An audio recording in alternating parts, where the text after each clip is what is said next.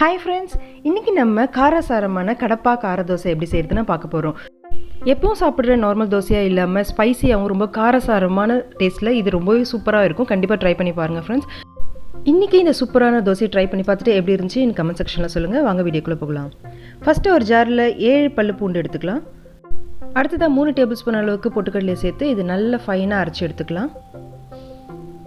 இந்த அளவுக்கு நல்லா ஃபைனா அரைச்சு எடுத்துக்கோங்க. அடுத்ததா ஒரு 9 வரமிளகாவை ஒரு 10 நிமிஷம் போல தண்ணியில் ஊற வச்சு எடுத்துக்கோங்க. அதை மிக்ஸி ஜாரில் சேர்த்துக்கலாம். கூடவே ஒரு மீடியம் சைஸில் ஒரு வெங்காயத்தை அதையும் பொடியை நறுக்கி சேர்த்துக்கலாம். 1/2 டீஸ்பூன் அளவுக்கு சோம்பு சேர்த்துக்கலாம். 1/2 டீஸ்பூன் அளவுக்கு சீரகமும் சேர்த்துக்கோங்க. இதுக்கு தேவையான அளவுக்கு ஒரு 1/2 டீஸ்பூனுக்கு உப்பு சேர்த்து இது கொஞ்சம் தண்ணி சேர்த்து நல்லா பேஸ்ட்டாக அரைச்சி எடுத்துக்கோங்க. இப்போ எப்பயும் சுடுற மாதிரி ஒரு தோசையை சுட்டுக்கோங்க. இதில் 1 ஸ்பூன் அளவுக்கு நெய் சேர்த்துக்கலாம். மீடியம் ஃப்ளேமில் யூஸ் பண்ணுங்கள், ஹை ஃப்ளேம் வச்சு தீய விட்டுறாதீங்க.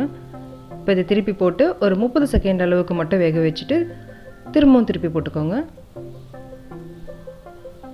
இப்போ ஃபுல்லாக லோ ஃப்ளேமில் மாற்றிக்கோங்க. இப்போ அரைச்சி வச்ச பேஸ்ட்டை இது ஃபுல்லாக ஸ்ப்ரெட் பண்ணிக்கோங்க.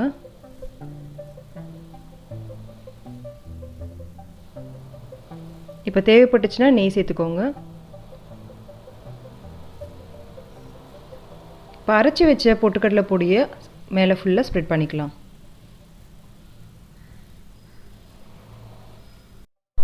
இது 1 நிமிஷம் போல் லோ ஃப்ளேமில் வச்சு திருப்பி விட்டுக்கோங்க.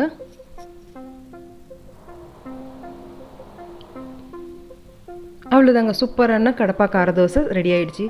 இதுக்கு சைட் டிஷ் எதுவுமே தேவையில்லை, அவ்வளோ டேஸ்டியாக இருக்கும்.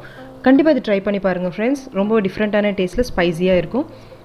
இந்த ரெசிபியை செஞ்சு பார்த்துட்டு எப்படி இருந்துச்சுன்னு என் கமெண்ட் செக்ஷனில் சொல்லுங்கள். இந்த ரெசிபி உங்களுக்கு பிடிச்சிருந்துச்சுன்னா உங்கள் ஃப்ரெண்ட்ஸ் அண்ட் ஃபேமிலி கூட ஷேர் பண்ணிக்கோங்க. ஃபர்ஸ்ட் டைம் அம்மாடி கிச்சனை பார்க்குறீங்களா இருந்தால் அம்மாடி கிச்சனுக்கு சப்ஸ்கிரைப் பண்ணிக்கோங்க. பக்கத்தில் இருக்க பெல் பட்டனையும் ப்ரெஸ் பண்ணிக்கோங்க. அப்போ தான் நெக்ஸ்ட் நான் போடுற வீடியோட நோட்டிஃபிகேஷன் உங்களுக்கு உடனுக்குடனே வரும். Thank you friends.